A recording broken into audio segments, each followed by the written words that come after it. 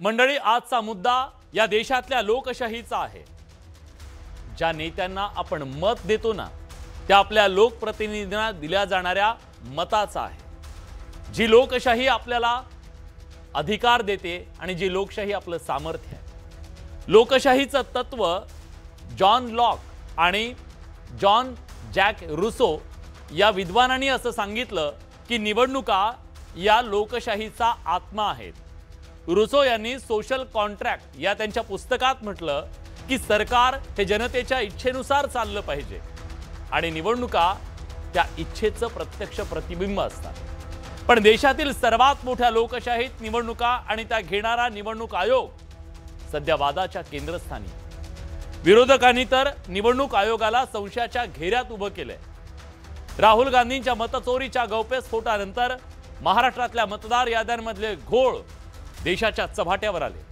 त्याचा जाब विचारण्यासाठी राज्यातले प्रमुख विरोधी पक्षांचे नेते एक शिष्टमंडळ घेऊन मंत्रालयात गेले। शिष्टमंडळात होते शरद पवार, उद्धव ठाकरे, राज ठाकरे आणि हर्षवर्धन सपकाळ हे प्रमुख नेते। राज्याचे प्रमुख निवडणूक अधिकारी एस चोकलिंगम यांची शिष्टमंडळानं भेट घेत निवडणूक आयोगावर प्रश्नांची अक्षरशः सरबत्ती केली। नवीन मतदार यादीत अनेक नावं नोंदवली गेली, अनेक नावं वगळली गेली। त्या नावांची यादी राजकीय पक्षांना बघायला का मिळत नाही, हा त्यांचा पहिला सवाल होता। वगळलेल्या नावांचा तपशील वेबसाईटवर का दिला जात नाही, हा दुसरा सवाल होता।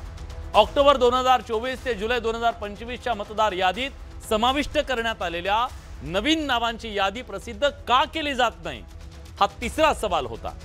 सुधारित मतदार यादी लपवण्यामागे राजकीय हेतू आहे की दबाव आहे, हा चौथा प्रश्न होता। निवडणूक आयोगाला हे सगळे सवाल विचारण्यात आले। कोणी विचारले? राज ठाकरेंनी।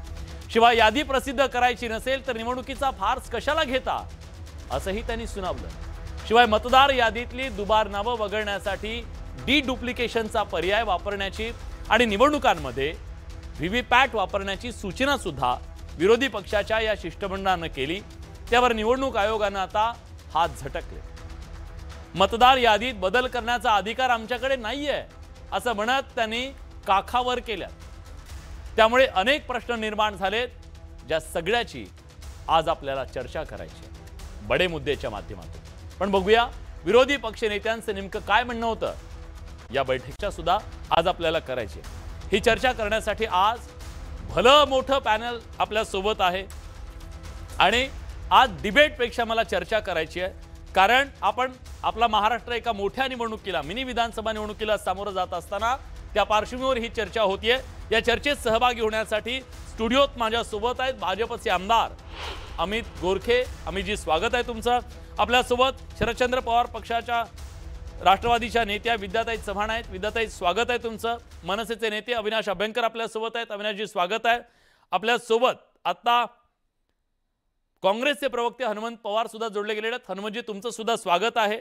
थोड्याच वेळात लोकमत नागपूर आवृत्तीचे संपादक श्रीमंत माने सर असतील आणि शिवसेना उद्धव बाळासाहेब ठाकरे पक्षाचे खासदार ओमराजे निंबाळकर सुद्धा या चर्चेमध्ये सहभागी होणार आहेत। पण चर्चेची सुरुवात मी आता तुमच्यापासून करतोय। हनुमंतजी, आज तुम्ही एकत्रितरित्या सगळेजण गेलात, पण तुम्ही असं म्हणताय की जोपर्यंत या याद्यांमधला सगळा घोळ दूर होत नाही तोपर्यंत निवडणुका नको। महाराष्ट्राला सांगा अगदी थोडक्यामध्ये, आज गेस्ट खूप आहेत म्हणून, की तुमचे आक्षेप काय आहेत? विलासजी, आम्ही लेखी आमचं निवेदन राज्य निवडणूक आयोगाला आज आमच्या वरिष्ठ नेत्यांनी दिलेलं आहे। आम्ही आता निवडणुकांची तयारी चालू झाली, प्रारूप मतदार याद्या आल्यापासून आम्ही महानगरपालिका क्षेत्र असेल की नगरपंचायती असतील, जिल्हा परिषद असतील, आम्ही बूथवर आम्ही याद्यांचं काम करतोय। माझ्या धाराशिव मध्ये आमचे जे शहराध्यक्ष आहेत त्यांनी निवडणूक आयोगाला लक्षात आणून दिलं की एका प्रभागामध्ये 8-8.5 मतदान आहे आणि बाजूच्या प्रभागामध्ये 1700-1600 मतदान आहे। असं कसं असू शकतं? ही कुठलं नियोजन आहे? काय करतो निवडणूक आयोग? एका वॉर्ड मधले 8 नंबर वॉर्ड मधल्या माणसाचं मतदान 16 नंबर, 14 नंबर, 13 नंबर मध्ये टाकलेलं आहे। बार्शी मधले आमचे सहकारी शिवसेनेचे काल आम्हाला सांगत होते की तुम्हाला मतदारांचं नाव नसेल तर मतदारांनाच आक्षेप घ्यायची परवानगी आहे। मतदाराच्या वतीनं राजकीय पक्षाने आक्षेप घेतले। आम्ही विचारलं की ही नावं का वगळली, आम्ही विचारलं की ही नावं जी ऍड झाली त्याचे जर चुकीचे पत्ते आहेत, वय चुकीचं सांगितलेलं आहे तुम्ही, तर कुठलंही राजकीय पक्षांना आक्षेप घ्यायचा अधिकार निवडणूक आयोग नाही म्हणते. बरं. म्हणजे तुम्ही नावं वगळली, का वगळली सांगायला तयार नाही, कोणाची वगळली सांगायला तयार नाही. ज्यांची नावं तुम्ही ऍड केली त्यांचे पत्ते चुकीचे असतील, ते तिथं राहतच नसतील लोक, तो मतदारच तिथं नाही असं आमचं म्हणणं असेल तर ते म्हणतात की राजकीय पक्षाने आक्षेप घ्यायचा नाही, संबंधित मतदारांना आक्षेप घ्यायला सांगा. आता मला सांगा, माझ्या धाराशिव नगरपालिकेमध्ये 1,00,000-1.5 लाख मतदान असतील, 15-16 वॉर्ड मध्ये जर एका मतदारानं सामान्य आपलं नाव शोधायचं म्हणलं तर एवढ्या सगळ्या याद्या बघायच्या आणि मग आपलं नाव कुठे आहे बघायचं. त्यामुळे निवडणूक आयोग मतदारांना मतदानापासून वंचित ठेवण्यासाठी कार्यरत आहे का, अशी शंका आमच्या ब्लॉक लेव्हलवरच्या, बूथ लेव्हलवरच्या कार्यकर्त्यांना आहे. ती आम्ही आमच्या नेत्यांना कळवली आणि त्याचे पडसाद आज आमच्या नेत्यांनी निवडणूक आयोगाकडे काही आक्षेपाची नोंदणी केली आणि उत्तर मागितलं. बघू निवडणूक आयोग आता उद्या वेळ मागून घेतली त्याने आमच्या आक्षेपाला काय उत्तर देतात ते. अपडेट देतो ना तुम्हाला. अपडेट ही आहे की निवडणूक आयोगानं सांगितलं ते आमच्या अखत्यारीत येत नाहीये, ते केंद्रामध्ये होत असतं, म्हणजे केंद्रातून ती यादी फायनल होती आणि ती आम्ही पुढे देत असतो, आम्हाला अधिकार नाहीये त्याच्यात हस्तक्षेप करण्याचा. अशा प्रकारची ही भूमिका आहे, एक प्रकारे काखावर केलेली आहे. म्हणूनच मला अभ्यंकर सर तुम्हाला विचारायचं आहे, तुम्ही आज तुमचे आक्षेप नोंदवले, हे आक्षेप राज ठाकरेंनी अतिशय त्यांच्या भाषेमध्ये सांगितले, प्रश्न विचारले त्यांनी, तुम्हाला जे उत्तर मिळालं त्यावर तुम्ही समाधानी आहात का? तोडगा काय आहे जर राज्य निवडणूक आयोग असं म्हणत असेल आमच्या हातात काहीच नाहीये? नाही, त्यांच्या हाताचं काही नसेल ना, मग त्यांना स्वायत्त संस्था म्हणायचं का? का ते कोणाच्या हातातलं बाहुले आहेत? त्यांच्या हातात कसं काही नाहीये. कारण जेव्हा सन्मान्य नांदगावकर साहेबांनी, मी आता थोडं जास्ती बोलून नंतर मला कमी वेळ द्या पाहिजे तर, सन्मान्य बाळा नांदगावकर साहेबांनी आधीच सांगितलं होतं चोकलिंगम साहेबांना की तुम्ही आणि वाघमारे साहेब जे राज्य निवडणूक आयुक्त आहेत आणि चोकलिंगम, तुम्ही दोघे एकत्र बसा, म्हणजे जो काय सगळ्या विषयांचा उहापोह आहे, जे काय पत्र आज आपण दिलं होतं या पत्राचा संपूर्ण उहापोह करता येईल. तेव्हा ते म्हणाले तुम्ही त्यांच्याशी वेगळी मिटिंग घ्या, आमच्याशी वेगळी मिटिंग घ्या. मग त्यांना 1.5 तासानंतरच्या मिटिंग नंतर हे कळलं का की त्यांच्या हातात काही येत नाही. मग इथे काय ते भावलं म्हणून बसलेले आहेत, मग त्यांनी मिटिंग शिवाय दिली कशाला? त्यांच्या हातात काही येत नाही तर का वेळ जात नव्हतं म्हणून मिटिंग केली?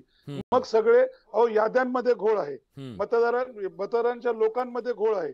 मला एक सांगा, निवडणुका 17च्या 22ला व्हायला पाहिजे होत्या, त्या आता 25ला होत आहेत आणि हे म्हणतात आम्ही व्हीव्हीपॅट वापरणार नाही. मुंबईमध्ये 1चा प्रभाग असून, बरोबर आहे का? नाही वापरणार, काय प्रॉब्लेम आहे तुम्हाला?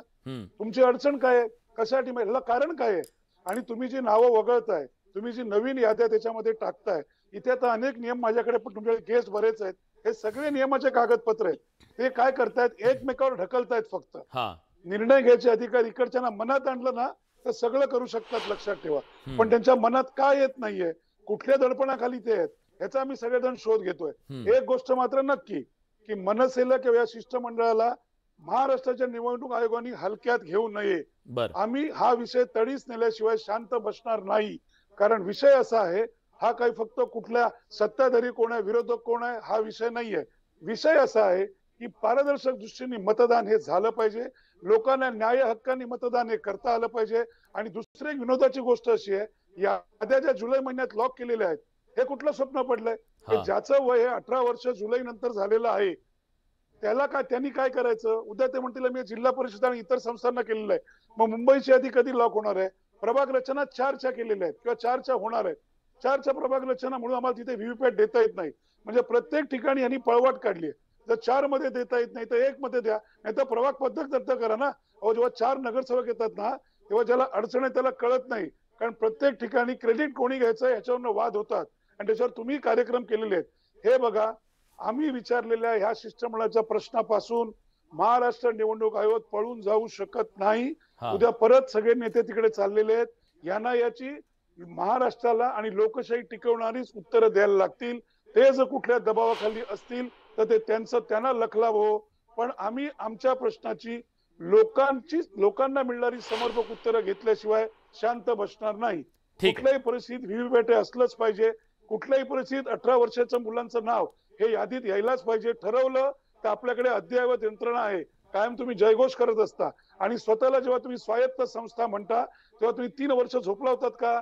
22ला होण्या पाहिजे, 23ला नाही झाल्या, 24ला नाही झाल्या, 25ला व्हायची शक्यता किती आहे तुम्हालाही माहिती आहे. आज ऑक्टोबर महिना आला, 3 वर्ष यांच्याकडे व्हीव्हीपॅट नाहीये आणि आता कुठल्या दुसऱ्या राज्यांच्या निवडणुका आहेत. आपल्या निवडणुकीच्या वेळेला कारण देऊ नका, पळवाट शोधायचा प्रयत्न करू नका. पळवाट शोधू नका असं तुम्ही म्हणताय, पळवाट शोधू नका असं तुम्ही म्हणताय. पण मला या कार्यक्रमात आज मी खास बोलवलंय शिवसेना उद्धव बाळासाहेब ठाकरे पक्षाचे खासदार ओमराजे निंबाळकरांना. त्याचं कारण असं आहे की ओमराजेंनी पहिल्यांदा याच्या संदर्भातली तक्रार दाखल केली होती. ओमराजे, मला हे जाणून घ्यायचं तुमच्याकडनं की आज जरी तुमचे वरिष्ठ नेते तिकडे गेले असतील तरी तुम्ही गेली अनेक महिने ह्या सगळ्या प्रक्रियेमध्ये सुधार व्हावा, याच्यामधल्या ज्या अडचणी आहेत त्या दूर व्हाव्या याच्यासाठी प्रयत्न करताय. तुम्हाला त्याच्यामध्ये काही यश आलं का? ज्याबद्दलचे आक्षेप तुम्ही नोंदवले ते आक्षेप दूर करण्यासाठी काही प्रक्रिया सुरू झाली का? उत्तर काय मिळालं? जी विलाजी, जवळपास आता विधानसभेच्या निवडणुकीच्या पूर्वीचा हा विषय आहे. हा, तुळजापूर विधानसभा मतदारसंघामध्ये जवळपास 6,000 पेक्षा जास्त बोगस मतदाराची नोंदणी झाली आणि हे निवडणूक निर्णय अधिकाऱ्याच्या लक्षात आलं आणि निवडणूक निर्णय अधिकाऱ्याने त्या ठिकाणी पोलिसात फिर्याद दिली रीतसर की 6,000 बोगस मतदाराची नोंदणी झाली आहे, करण्याचा प्रयत्न झालाय. आणि त्याच्यानंतर निवडणूक निर्णय अधिकाऱ्यानं ज्या मोबाईल नंबरवरनं एका मोबाईल नंबरवर 5 त्या ठिकाणी ओटीपी तुम्हाला घेता येत, 5 मतदाराची यादी रजिस्टर्ड करता येत, ते मोबाईल क्रमांक त्या ठिकाणी पोलिसांना दिलेत. पण आज जवळपास 8-9 महिने होत आलेत, पोलिसांनी त्याच्यात कसल्याही प्रकारचा तपास केलेला नाही. मी वारंवार सांगतोय की जिथं निवडणूक आयोगच फिर्यादी आहे आणि तिथं निवडणूक आयोगाच्या लक्षात आलंय की 6,000 मताची बोगस नोंदणी त्या ठिकाणी झाली आहे आणि त्याच्या बाबतीत जर पोलीस प्रशासन कुठलीच कारवाई करत नसेल तर नेमकं पोलिसांवर दबाव कोणाचा आहे, हा विचार करणं गरजेचं. आणि एक लक्षात घ्या, आता सामान्य लोकांच्या हातात किंवा जे लोकप्रतिनिधी आहेत, राजकीय पक्ष आहेत, त्यांना लोकांना घाबरण्याचं एकमेव माध्यम जर कुठला असेल तर डॉक्टर बाबासाहेब आंबेडकरांनी दिलेला मताचा अधिकार, संविधानाने दिलेला मताचा अधिकार, तो अधिकार आणि ते मत जर त्या ठिकाणी अशा पद्धतीनं चोरीला न्यायचा प्रकार होत असेल, बोगस नोंदणी होत असेल, तर मग शेवटी सामान्य जनतेच्या हातात राहणार काय आहे? त्यामुळं निवडणूक आयोगाने ह्याच्याकडे अतिशय गांभीर्यानं लक्ष देणं गरजेचं आहे. आणि आता अजून तुम्हाला पुढची गोष्ट सांगतो की आता नगरपालिकेच्या निवडणुका लागणार आहेत, तर धाराशिव नगरपालिकेमध्ये वस्तुस्थिती अशी आहे की एकाच घरातले 6 लोक आहेत, एकाच कुटुंबातली 6 मतदार आहेत, तर 2 मतदाराचं नाव एका प्रभागात आणि बाकीच्या 3 मतदाराचं नाव दुसऱ्या प्रभागात. हे काय प्रकार आहे? असं कुठं असतं का? असं वॉर्डाची विभागणी असते का?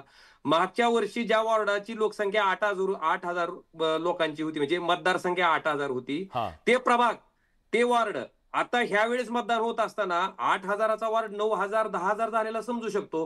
पण 8,000चा वॉर्ड जर 3,000 आणि 4,000चा होत असेल तर मग नेमकं हे कुठल्या दिशेनं चाललंय, कशा पद्धतीनं चाललंय, कुणाच्या इशाऱ्यावर चाललंय, हे दुर्दैवी आहे.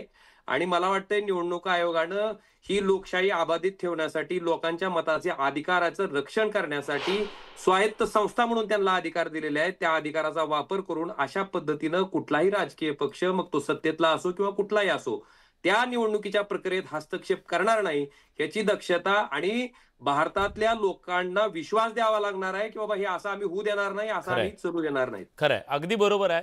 माझी एक अपेक्षा आहे, खरं तर आता हे होत नाही असं, पण माझी अपेक्षा आहे, जसं तुम्ही राजकीय नेते आहात ना, प्रशासनातल्या लोकांना आम्ही प्रश्न विचारतो, तुम्ही उत्तरं देत असताना, तसं निवडणूक आयोगांना सुद्धा इथं आलं पाहिजे.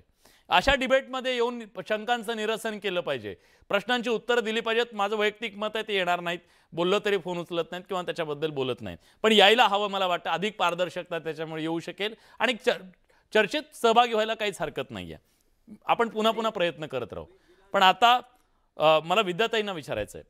विद्याताई, खरं तर या आधीसुद्धा अनेक प्रकारे अशा प्रकारच्या तक्रारी समोर आल्याचं सांगितलं गेलं. आज तुम्ही सगळेजण मिळून एकत्र गेलात आणि सांगितलं की बाबा आमचे हे आक्षेप आहेत, पण या आक्षेपांच्या नंतर जे उत्तर तुम्हाला मिळालेलं आहे ते उत्तर पाहता फार काही हाती लागेल असं दिसत नाहीये आणि अशा परिस्थितीत तुम्हाला निवडणुकीला सामोरं जावं लागणार आहे. मग तुम्ही निवडणुकीला सामोरं जायचं ठरवलंय की वेगळा काही पर्याय, वेगळा काही मार्ग तुमच्याकडे आहे? नाही, त्यांना आता हे चांगलं माहिती झालेलं आहे की यांच्या पुढे दुसरा काही पर्याय नाहीये. आपण कारण आता लगेचच त्यांनी उत्तर दिलंय ना की आमच्या हातात नाहीये काही, म्हणजे ते हात झटकून मोकळे झालेले आहेत. तर आता ह्याच्यातनं जर मार्ग काढायचा असेल तर मला असं वाटतं केंद्रीय जे निवडणूक आयोग आहे त्याने याच्यामध्ये लक्ष घातलं पाहिजे. पण ते काही लक्ष घालणं असे अपेक्षा करणं सुद्धा चुकीचं आहे. कारण मध्ये 300 खासदार त्यांच्या दिल्लीच्या निवडणूक आयोगाच्या ऑफिसवरती गेलेले असताना त्यांनी काय उत्तरं दिली आणि कशा प्रकारे हे झालं सगळं आपल्याला माहिती, आपण बघितलेलं आहे. हा. त्यामुळे नवीन काही घडेल असं मला वाटत नाही. निवडणूक आयोग ही स्वायत्त संस्था फक्त म्हणण्यापुरता आहे. ही स्वायत्त नाहीये, ती पूर्णपणे सत्तेच्या दबावाखाली आहे. TN शेषन ज्याप्रमाणे होते तसा निर्णय यांना घेता येणार नाही. आणि ह्या देशामध्ये लोकशाही आहे, तर लोकशाही आहे का ह्याच्यावर सुद्धा प्रश्नचिन्ह आहे. कारण प्रत्येक संस्था जर तुम्ही स्वतःच्या ताब्यात घेतला असेल आणि सत्तेसाठी तुम्ही काहीही करणार असाल, तर मग हा एक साचा तयार केला यांनी. निवडणुका आल्या की आपला हा साचा वापरायचा, आपण निवडून यायचं. मग त्याच्यामध्ये EVM मशीन असेल त्याच्यावरती आम्ही शंका व्यक्त नाही करत आहे. सर्वसामान्य मतदार करतोय की आम्ही जेव्हा मतदान देतो तेव्हा दुसऱ्या पक्षाला मत जातं कसं. त्यामुळे ह्याच्यावरती सर्वसामान्य मतदारांमध्ये सुद्धा शंका आहे. आणि आता निवडणूक आयोगाला जे याद्यांचा घोळ दाखवलेला आपण, मला तर आठवतं राहुल गांधींनी एवढ्या मोठ्या प्रकारे मतों की चोरी वोटों की चोरी म्हणून हे सगळं समोर आणलेलं आहे. आणि ह्या मतदार याद्यांमध्ये आता ही जे घुसवाघुसवीचे प्रकार चालू आहे आणि इतक्या मोठ्या प्रमाणात मतदार वाढवलेले आहेत, ह्या सगळ्याला काय म्हणायचं, याला काय अर्थ आहे का? म्हणजे आम्ही बोलायचं आणि त्यांनी काहीच करायचं नाही. म्हणजे हे सगळं नुसतं एक निवडणूक आयोग म्हणजे एक भावलं झालेलं आहे सत्ताधाऱ्यांच्या हातातलं, आणि त्यांना तो साचा मिळालेला आहे. त्याप्रमाणे प्रत्येक निवडणूक आयोगी तो वापरतायत. महाराष्ट्रात लोकसभेच्या निवडणुकांनंतर विधानसभेच्या निवडणुकात त्याच्यामध्ये एवढा फरक असावा, तफावत असावी, आणि सगळेजण महाराष्ट्राचं उदाहरण देतात की इथे असं कसं काय गडबडी झाली. ही गडबडी झालेली आहे. ठीक आहे, तुम्हाला संशय आहे, विरोधक म्हणून तुम्हाला संशय आहे की इथं गडबड झालेली आहे, आणि या सगळ्या संशयाचं निरसन करण्याची जबाबदारी निवडणूक आयोगावर आहे. याच्याबद्दल कुणाचं दुमत नाही. खरं तर मी निवडणूक आयोगाचे सगळे प्रश्न भाजपला विचारावेत असं काही नाहीये. खरं तर त्यांनी यायला पाहिजे होते. पण राजकीय पक्ष या निवडणूक प्रक्रियेतला एक राजकीय पक्ष म्हणून मला तुम्हाला विचारायचं आहे, त्यांचे प्रवक्ते म्हणून नाही. मला सांगा की ज्या प्रकारची भूमिका निवडणूक आयोगानं बिहारमध्ये घेतली, सदोष अशा मतदार याद्या निर्दोष करण्याच्या दृष्टीने त्यांनी प्रयत्न केले असं सांगितलं. मग महाराष्ट्रामध्ये सुद्धा निवडणुका आहेत, त्या आधी डबलिंगचे जे आहेत, अशा अनेक शंका आहेत. त्या शंकांचं निरसन करण्यासाठी काय प्रॉब्लेम आहे? तुम्हाला वाटत नाही हे बाकीचे सगळे राजकीय पक्ष म्हणतायत की आम्हाला या सगळ्यातनं पारदर्शक पाहिजे, तुमची अपेक्षा नाहीये का? खरं तर आजची भेट जी आहे ती मला वाटतं सामान्य भेट नव्हती, कारण एवढे मोठे सर्व राजकारणी एकत्र येऊन आजची ही भेट सामान्य नव्हती. तर मला असं वाटतं की ही येणाऱ्या निवडणुकीच्या पराभवाची कबुलीच होती. कारण आपण जर पाहिलं की आत्तापर्यंत माननीय राज ठाकरे असतील किंवा माननीय शरद पवार साहेब असतील, एकमेकांवर टीका करणारे सर्वजण एकत्र येतात. म्हणजे असं म्हटलं जातं ना की एखादा दिवा ज्यावेळेस फडफडतो, कशासाठी फडफडतो, तो विझण्यासाठी फडफडत करत असतो. आणि सर्वसामान्य जनता अत्यंत सुज्ञ आहे. भारतीय जनता पार्टी आणि महायुतीनं आत्तापर्यंत जे काम केलंय, भारतीय जनता पार्टी आणि महायुतीनं जे काम केलंय त्या कामावर विश्वास आहे.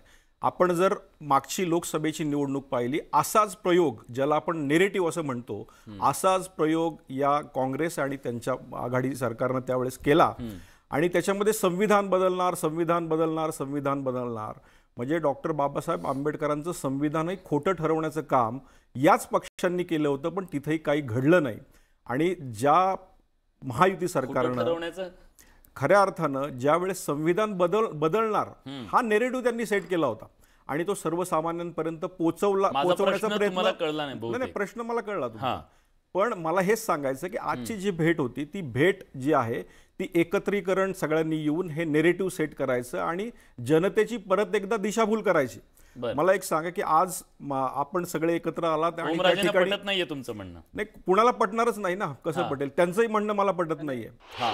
पण तुम्हाला हे तरी पटतं की नाही, निवडणुकीला सामोरं जात असताना आपण. मला अमितजींना विचारायचंय की स्वतः निवडणूक आयोग फिर्यादी आहे 6,000 बोगस मतदार नोंदले म्हणून, का तपास होत नाही त्याचा? नाही, फिर्यादी आहे तुम्ही म्हणताय. पण मला सांगा की ज्या वेळेस याच निवडणूक आयोगाने अनाउन्समेंट केली होती की तुम्हाला कोणाला शंका असेल की तुम्हाला व्हीव्हीपॅट मशीन चेक करायचे, कोणाला कुठे ते त्यावेळेस काही कबुली झाली का? ज्यावेळेस सर्वोच्च न्यायालयाची 6,000 मतदाराची नोंदणी झाली, याच्या बाबतीत स्वतः मुख्य निवडणूक निर्णय अधिकारी जे आहेत तुळजापूर विधानसभा मतदारसंघाचे, त्यांनी फिर्याद दिली आहे त्यांनी पुरावे दिलेत, कुठल्या मोबाईल नंबरवरनं ती बोगस मतदाराची नोंदणी झाली, कुठल्या कॉलेजेसचे मुलं आहेत ते दिलंय. का तपास होत नाही? हा तपास झाला तर लक्षात येईल ना कोण कशा पद्धतीने त्या ठिकाणी बोगस मतदाराची नोंदणी करते हे लक्षात कुठलीही येईल. यंत्रणा जी आहे महाराष्ट्रातली असो किंवा केंद्रातली असो, ही मग स्वायत्त अमितजी, यंत्रणा मला आहे. तुम्हाला विचारायचं 1 वर्षापासून नाही का नाही, पण तपास ती होत नाही स्वायत्त याचा? यंत्रणा जर चांगली काम करत नसेल तर आपण सगळ्यांनी मिळून त्याच्याबद्दल बोललं पाहिजे की नाही? 100% बोललं पाहिजे. पण माझा मुद्दा हा आहे की आज बोलत असताना हा. मला एक प्रश्न सर्वच हे जे सगळे पक्ष एकत्र आले त्यांना विचारायचा आहे की याच्या आधी आपण का नाही बोललात? इलेक्शन आलं म्हणून सगळ्यांनी एकत्र यायचं आणि चुकीच्या पद्धतीने इलेक्शनच्या आधीच बोलतायत ना आता. इलेक्शनला झालं गेलं गंगेला मिळालं ते मागचं काय ते झालं गेलं गंगेला मिळालं, आता इलेक्शन बद्दलच बोलताय. हा अभ्यंकर सर, एक कमेंट सगळ्यांची. हा, एवढाच प्रश्न द्यायचा आहे की पहिल्यांदा कोणी का बोलत नाहीये, तर सर्वात महत्वाचं 2019ला राजसाहेबांनी याच्या विरोधात आवाज उठवला होता, दिल्लीपर्यंत गेले होते, हे त्यांना कदाचित माहित नसावं. सगळ्यांच्या भेटीगाठी घेतल्या होत्या आणि दुसरं एकमेकांवर टीका केली आणि आता एकत्र आहेत, हे अत्यंत हास्यास्पद गोरखेजी बोलतायत. कारण मला वाटतं मी कोणाबरोबर संसार करणार नाही, लग्न नाही, काही नाही असं करून राष्ट्रवादीच्या लोकांना आपण बरोबर घेतलेलं आहे. आमचा इकडे जीव घुटमळतो सांगून तुम्ही शिंदे सेनेला बरोबर घेतलेलं आहे. आणि महत्वाचं असं आहे, आम्ही प्रश्न आयोगाला विचारलेत, आम्ही पारदर्शक मार्गाने निवडणूक मागतोय, तर ह्याचा आणि पराभवाची लक्षणं असण्याचा हा कुठून तुम्ही अर्थार्थी जोडणी करताय हे कोणाला समजूच शकत नाही. बरं, मिरच्या तुम्हाला का झोमतायत? प्रश्न निवडणूक आयोगाला विचारलाय, उत्तर त्यांनी द्यावीत किंवा त्यांनी सांगावं. आमचा मिरच्या झोमण्याचा लक्षात घ्या अभ्यंकर प्रश्न साहेब, येतच नाही. मिरच्या झोमण्याचा प्रश्नच येत नाही. प्रश्न इथं हा सरळ इथं आहे. प्रश्न हा सरळ आहे. मला तुमचे प्रश्न अगदी जे बडे साहेब सांगतात तेही मला मान्य आहे, परंतु माझा प्रश्न हा आहे की आता सगळ्यांना माहिती निवडणुकीचे पडघम वाचतायत. निवडणुकीचे पडघम वाचत असताना आपण वेळात वेळ काढून इथे एकत्र येणं, मला हे सांगायचं आहे. नाही, मला सांगा, त्यांनी एकत्र येणं म्हणजे काय?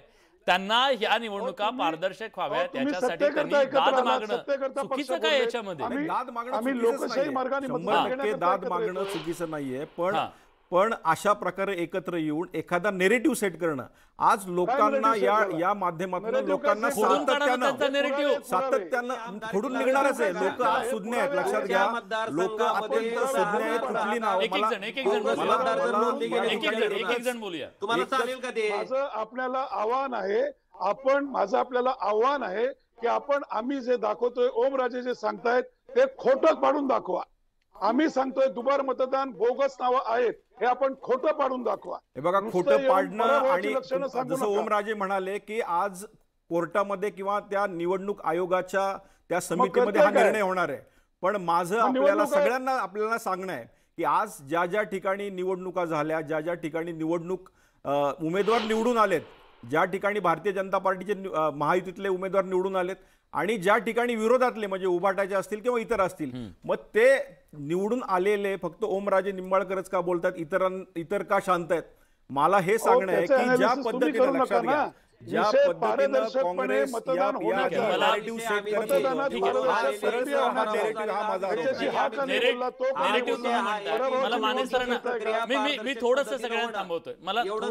मी थोडंसं थांबवतो. आपण थोडं राजकीय याच्यावरती विश्लेषण मला जाणून घ्यायचंय. तटस्थ विश्लेषण मला माने सरांकडून नेहमी मिळत असतं. माने सर, या सगळ्याला केवळ एक राजकीय आरोप म्हणून पाहावं की या देशातल्या लोकशाहीवरचं भलं मोठं प्रश्नचिन्ह म्हणून पाहावं? निवडणूक आयोगाची आत्ताची जी भूमिका आहे ती भूमिका सामान्य माणसाला, राजकीय पक्ष सोडून द्या, त्यांचं समाधान कधीच होणार नाही, ते राजकारण करतील वगैरे, सामान्य माणसाला पटेल अशी भूमिका आहे का? लोकशाहीवरचं भलं मोठं प्रश्नचिन्ह असं थेट म्हणजे ते जरा थोडं अधिक होईल. हा विषय जो आहे तो निवडणूक आयोगाच्या विश्वासार्हतेचा आहे. निवडणूक आयोग ही जसं आता उल्लेख केला जातो वारंवार, तसं ती घटनात्मक संस्था आहे, ती कॉन्स्टिट्युशनल बॉडी आहे आणि त्याचबरोबर ती ऑटोनॉमस आहे, ती स्वायत्त आहे. ती राजकीय पक्षांच्या ज्या भूमिका असतील त्या राजकीय अभिनिवेश याच्यापासून वेगळं जाऊन त्यांनी ही मतदानाची प्रक्रिया अगदी तटस्थपणे, निस्पृहपणे पार पाडावी अशी निवडणूक आयोगाकडून अपेक्षा आहे.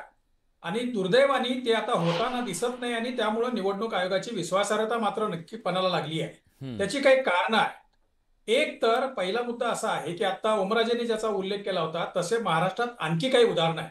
त्याच्यामधलं राजुऱ्याचं उदाहरण स्वतः राहुल गांधींनी काढलं आळंदच्या बरोबर, जिथं राजुऱ्यामध्ये याच पद्धतीनं निवडणूक आयोगाने दाखल केलेली ती तक्रार आहे, निवडणूक आयोगाच्या अधिकाऱ्याने म्हणजे रिटर्निंग ऑफिसरनी, की अशाच पद्धतीनं मतं तिथं ज्या पद्धतीनं वगळली गेली वगैरे अशा स्वरूपाचा किंवा वाढवली गेली. असे अनेक ठिकाणी राज्यात अन्य ठिकाणी पण आहे. आणि मग साधारणपणे सामान्य मतदारांची अपेक्षा अशी आहे की ही जी निवडणूक यादी आहे तिच्यामध्ये जे काही दोष आहेत ते दोष आहे त्याच्याबद्दल आक्षेप नाहीये, परंतु पुढच्या निवडणुकीपर्यंत ते दोष दूर करायला पाहिजेत ना प्रामाणिकपणे. आणि ते प्रयत्न प्रामाणिक पाहिजे, ते राजकीय भूमिका घेऊन नाही चालणार किंवा राजकीय पक्षांच्या भूमिकेत जाऊन ते नाही करायला पाहिजे. निवडणूक आयोगाने स्वायत्तता त्यांची जी आहे ती पूर्णपणे राबवायला पाहिजे आणि त्यानुसार करायला पाहिजे. दुसरा महत्वाचा मुद्दा असा आहे की आता ज्यावेळेला बिहारच्या निवडणुकीची घोषणा झाली तर त्याच्या 6-7 दिवस अगोदर 1 ऑक्टोबरला बिहारची अंतिम यादी जाहीर केली. आणि आपल्याकडे आपण जनरली असं समजतो की निवडणुकीचं नोटिफिकेशन निघेपर्यंत तुम्हाला मतदार यादीमध्ये सुधारणा करता येते, अंतिम मतदार यादी जी आहे ती नोटिफिकेशन पर्यंत जर करता येते. आता सुप्रीम कोर्टाने जर 31 जानेवारी 2026च्या अगोदर निवडणुका घ्या असं सांगितलंय, म्हणजे आतापासून साधारणपणे 3.25 महिने आहेत किंवा 3.5 महिने आहेत, तर या 3.5 महिने शिल्लक असताना 1 जुलैच्या मतदार यादीवरतीच निवडणूक होईल स्थानिक स्वराज्य संस्थांची, विशेषतः महानगरपालिकेची. असा हट्ट कसा काही निवडणूक आयोग धरू शकतं 4 महिने अगोदर, 3.5 महिने अगोदर. आणि त्यामुळं ही निवडणूक यादी पुन्हा पुन्हा रिफाईन करत जाणे, पुन्हा पुन्हा ती सुधारणा करत जाणे, ही बेसिक रिस्पॉन्सिबिलिटी जी आहे ती निवडणूक आयोगाची आहे, ते होताना दिसत नाही.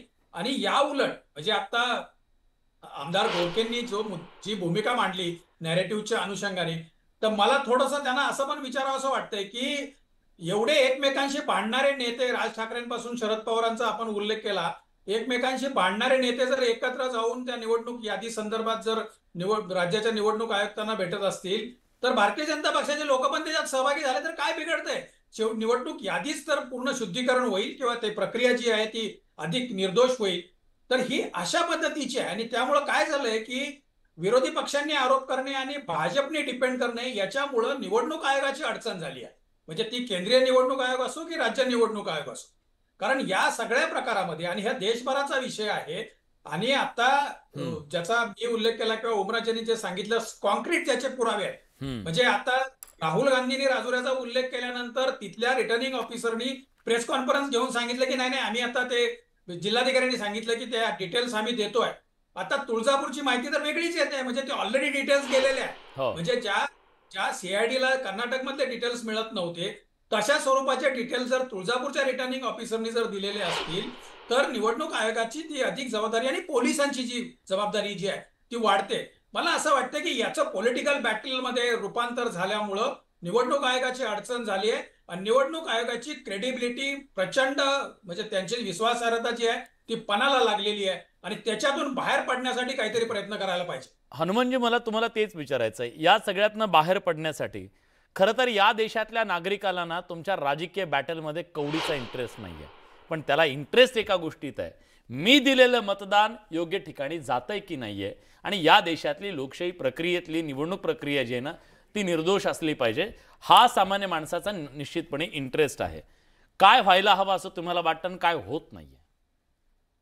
विलासजी, मला साधा एक शेर मला सांगायचा आहे. तूफा से क्या बात हुई प्यारे मांझी सच बतलाना, तूफा से क्या बात हुई प्यारे मांझी सच बतलाना, दरिया गिरवी रखा है या साहिल कोई बेचाए.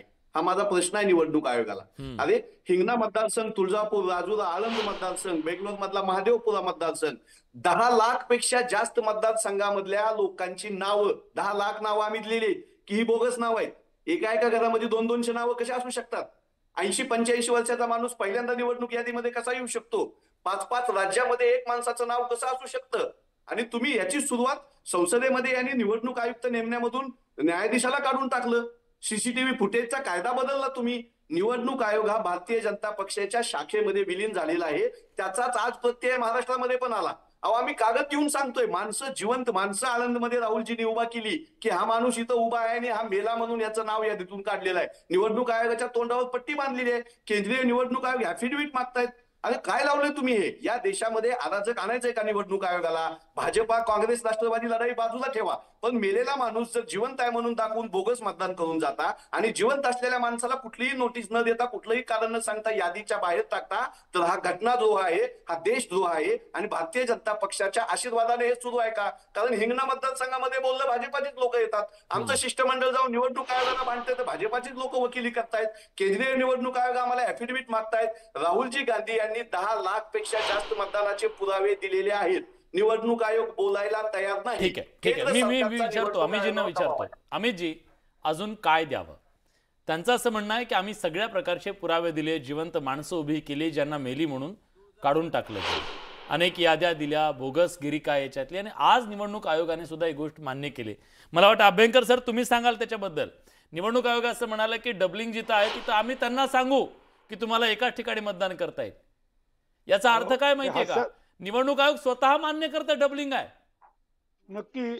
मग आता हे डबलिंग असेल अमितजी, तर ते डबलिंग तुम्ही डिलीट नाही निवडणूक आयोग. मला हे सांगायचं एकतर ज्या वेळेस राहुल गांधींनी हे सगळे आरोप केले त्याला प्रतिउत्तर त्यावेळेस निवडणूक आयोगाने, मी निवडणूक आयोगाची बाजू घेत नाही आणि मला विरोधकांना सांगायचं आहे की तुम्ही निवडणूक आयोगावर बोलत असताना सातत्यानं भाजपवर टीका करताय. त्यावेळेस एक ना एक उत्तर निवडणूक आयोगाने खोडून काढलं, राहुल गांधींचे सगळे प्रश्न जे ते उत्तर दिलं आणि त्यावेळेस माननीय राहुल गांधींनी बंद पाकिटावर, बंद बॉन्डवर त्यावेळेस सही केलेली नाही. आता तुम्हाला विरोधकांना 100% हक्क आहे, अधिकार आहे, तुम्हाला तुमचे प्रश्न निवडणूक आयोगाला मांडण्याचे पूर्ण अधिकार आहे, पण तुम्हाला भाजपवर आरोप करण्याचा किंवा महायुती सरकारवर आरोप करण्याचा काही अधिकार नाही. सगळ्यात महत्वाचं लक्षात घ्या की आज आपली न्याय व्यवस्था कितीतरी वेळा माननीय उद्धव ठाकरेंनी, माननीय शरद पवार साहेबांनी, माननीय राज ठाकरे साहेबांनी ज्या वेळेस निकाल लागले त्या वेळेस असं म्हटलंय की न्याय देवतेवर आमचा विश्वास आहे. न्याय देवता तुमच्या सर्वांसाठी खुली आहे ना, पण प्रत्येक वेळेस हा कानोसा घ्यायचा आणि भारतीय जनता पार्टी आणि महायुतीवर सारखं बोलायचं तुम्हाला संपूर्ण अधिकार आहे. अभ्यंकर सर त्यांचा एक आक्षेप आहे सर, मी प्रश्न फक्त घेतो. त्यांचा आक्षेप क्रमांक 1 आहे तुम्ही भाजपवर आरोप का करता, आणि दुसरं त्यांचं म्हणणं आहे सातत्याने, हे का पहिल्यांदा बोलले तसं नाहीये, तुम्हाला न्याय देवतेचे दरवाजे उघडे, सुप्रीम कोर्टाने आज जनहित याचिका दाखल करून घ्यायला सुद्धा नकार दिला, त्याच्यावर सुनावणी करायला. मग आता पर्याय काय? हे 2 आक्षेप आहेत. हे बघा, पहिल्यांदा तुमच्या मागच्या प्रश्नाचं उत्तर देईन की काहीतरी या राज्य निवडणूक आयोगाने सांगितलं की आमच्या हातात काही येत नाही, आमचं केंद्राकडे येतं. मग त्यांनी जेव्हा आपण पत्र पाठवलं की असं शिष्टमंडळ भेटायला येत आहे, तेव्हाच त्यांनी सांगायला पाहिजे होतं की आमच्या अखत्यारीतच येत नाही, हे तुम्ही दिल्लीमध्ये बोला. म्हणजे तिथेच पहिला संशयाला वाव आहे. दुसरं, भाजपवरती आरोप व्हायचं कारण असं आहे की मला म्हणा आता जे चालू आहे त्याला भाजप डिफेंड करताय ना, मग आता जो डिफेंड करतोय तो माणूस आन्सरेबल आहे.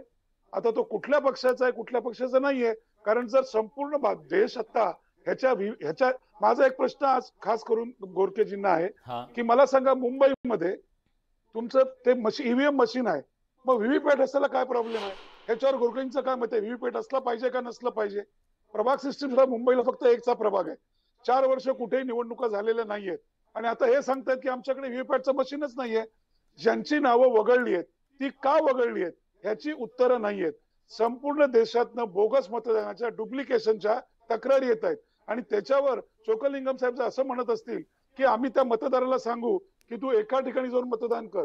एका ठिकाणी जाऊन म्हणजे एकेकाची नावं 6-6 ठिकाणी आहेत. कोण आहे, बरोबर आहे का चूक आहे? आणि शेवटचा प्रश्न आता तुम्हाला एक सांगतो, तुम्हाला म्हणजे तुमचा मेंदू काय म्हणतो ज्याला आपण शून्य होईल. आज आता मी थोडक्यात सांगतो, काही ठिकाणी मुलाचं वय हे वडिलांपेक्षा जास्ती आहे. हा जावई शोध कोणी लावला? हे काय प्रिंटिंग मिस्टेक आहे का? वरती नाव तामिळमध्ये, खाली वय भलत्या भाषेमध्ये, पत्ता क्रमांक 1. मला सांगा, एक उत्तम चांगल्या प्रकारे पारदर्शक निवडणूक प्रक्रिया होण्याकरता आम्ही सर्वजण एकत्र आलेलो आहोत. वादविवादाविषय एका बाजूला आहे, महाराष्ट्राचा विचार करायचा तर 12 कोटी लोकांच्या हक्काकरता आम्ही सगळे एकत्र आलेलो आहोत. याला जो साथ देईल तो खरा असेल, जो नसेल त्याला आहे ती प्रक्रिया मान्य आहे, आणि जो जी बाजू घेईल त्याच्यावर टीका आणि प्रश्न विचारलेच जाणार. मीटिंग मध्ये सरळ सांगितलेलं गेलं की व्हीव्हीपॅट आम्ही आता या मशीनला याच्या पुढे असणार नाही. म्हणजे आमच्याकडचे जे टेक्निकल एक्सपर्ट लोक आहेत, लोकांमधले, आमचे नाही, राष्ट्रवादीचे नाही, त्या लोकांनी हे सिद्ध करून दाखवलंय. निवडणूक आयोगाला 35,000चा चेक दिलाय की तुम्ही एक मशीन आम्हाला द्या, आम्ही तुम्हाला दाखवतो की याच्यामध्ये कसं बोगस वोटिंग केलं जातं ते. परंतु निवडणूक आयोगाने ते मशीन दिलेलं नाहीये. त्यामुळे ह्याच्यावरती निवडणूक आयोग काहीच बोलत नाही. आणि आता व्हीव्हीपॅट सुद्धा जर नसतील तर मग काय यांचा साचा आहे तो ते करणार. त्याच्यामुळे ते त्यांना सगळं जमलेलं आहे. आणि हे सगळं कशासाठी चाललेलं आहे, मरकळवाडीला सुद्धा हे सिद्ध करून दाखवलेलं आहे की कशा प्रकारे बोगस वोटिंग हे लोक करतात. आणि हे सगळं आपल्याला माहिती आहे. आता त्याच्यावर बोलण्यात काही अर्थ नाहीये. आता निवडणूक आयोग यांच्याच स्वायत्त संस्था नसून यांची संस्था झालेली आहे. त्यामुळे यांना जिथे पाहिजे त्यांच्याकडून उत्तर त्याआधी ओमराजे. विलासजी, ही जी फिर्याद दिली आहे ती मुख्य निवडणूक निर्णय अधिकारी तुळजापूर विधानसभा म्हणजे स्वतः निवडणूक आयोग त्याच्यामध्ये फिर्यादी आहे. आणि त्याचं असं म्हणणं आहे की 6,000 बोगस मतं नोंदली. आता पोलीस ह्याचा तपास का करत नाही? कोण आहे सत्तेत? का तपास होत नाही? 1 वर्ष बरं, काय डाटा सगळा आहे ना, कुठल्या मोबाईल नंबरवरनं बोगस मतदाराची नोंदणी झाली हे नंबर त्यांच्याकडे आहेत. का त्यांना बोलवत नाहीत? कशामुळे तुम्ही बोगस केलं, कुणाच्या सांगण्यावरून केलं? कारण हे जर तपासतं तर लक्षात येईल ना कोण करतंय ती बोगस नोंदणी. आणि विलासजी, निवडणूक मला सांगा, मुख्य निवडणूक जो आहे आपला आयुक्त देशाचा, त्याची नेमणूक कशी होते? त्याची नेमणूक पंतप्रधानाचं एक मत, कायदा मंत्र्याचं दुसरं मत आणि विरोधी पक्षनेता. पूर्वी सरन्यायाधीश होते. सरन्यायाधीशाला काढून त्या ठिकाणी आपण कायदे मंत्र्यांना घेतलं. आता मला सांगा, मोदीच्या विरोधात जाऊन कोण कायदा मंत्री त्या ठिकाणी मत नोंदवणार आहे का? म्हणजे 2 विरुद्ध 1 मतदान आहे. म्हणजे देशाचा मुख्य निवडणूक आयुक्त कोण नेमणार आहे हे पण ठरलेलं आहे. आणि अशा पद्धतीनं विलासजी, सगळ्यात महत्वाचं आहे, मला सांगा, पक्ष ज्या वेळेस पक्षावर क्लेम होतो, चिन्हावर क्लेम होतो, तेव्हा ते चिन्ह गोठवायची पद्धत आहे, पक्ष गोठवायची पद्धत आहे आणि दोघांना नवीन चिन्ह द्यायचे. हिथं पक्षच तुमचा आहे म्हणून दिला गेला, चिन्ह दिलं गेलं. हे एका पक्षाच्या बाबतीत नाही. जी राष्ट्रवादी काँग्रेस पक्ष शरद पवारांनी स्थापन केला तो सुद्धा पक्ष त्यांचा नाही म्हणून सांगण्यात आलं. हे बघितलंय ना लोकांनी. मग निवडणूक आयोगावर त्या ठिकाणी लोकांचा विश्वास कसा राहील? आणि हा विषय कुठल्या पक्षाचा नाहीये. अगदी बरोबर. म्हणूनच आम्ही जिना विचारतो, आम्ही जे आज तुम्ही सत्तेत आहात, उद्या सत्तेतून गेलात समजा, दुसऱ्या राज्यात तेच सत्तेमध्ये आहेत, अशा प्रकारे जर यंत्रणांच्या बद्दल अविश्वास निर्माण झाला तर निश्चितपणे देशातल्या सामान्य माणसाच्या मनात लोकशाहीबद्दल सुद्धा शंका निर्माण होऊ शकते ना. लोकशाहीबद्दल शंका 100% सगळ्यांना निर्माण होऊ शकते, पण कधी होऊ शकते? अशा प्रकारे आपण सर्व विरोधक एकत्र येऊन त्याला कुठेतरी नेरेटिव्हचं रूप द्यायचं. सगळ्यात महत्त्वाचं, 70 वर्षाहून अधिक काळात ह्या निवडणूक आयोगाने निवडणुका घेतलेल्या आहेत. जे निवडून आलेत विरोधातले, त्यांनी कधी आक्षेप नोंदवला नाही. 2-4 लोक पुढे येतात. आज राज्यघटनेच्या 324 कलमानुसार असताना तुम्ही सुद्धा आक्षेप नोंदवला. मी आता गुगल केलं तर तुम्हाला 100 गोष्टी दिसतील. 324 कलमानुसार हे निवडणूक आयोग नेमला गेला. आणि निवडणूक आयोग नेमत असताना ते त्याचं काम व्यवस्थितरित्या करतंय. पण माझा प्रश्न विरोधकांना हाच आहे, हा निवडणूक आयोग आहे, सर्वोच्च न्यायालय हे सगळं करत असताना वारंवार सातत्यानं भारतीय जनता पार्टी आणि महायुतीच्या नावावर खापर फोडणं आणि प्रत्येक वेळेस यांच्या हातातलं भावलं झालंय आणि अशा प्रकारचे आरोप करणं हे विरोधकांना शोभत नाही. ज्यावेळेस जनतेने वारंवार कौल दिलेला आहे, जनतेचा विश्वास आज मुंबई महानगरपालिकेमध्ये पण सरळ दिसत आहे. आज ज्या पद्धतीनं महापालिका भागामध्ये विकास झालेला आहे, वेगवेगळ्या रस्त्यांचा विकास झालेला आहे, ते मतदानातून कळेल.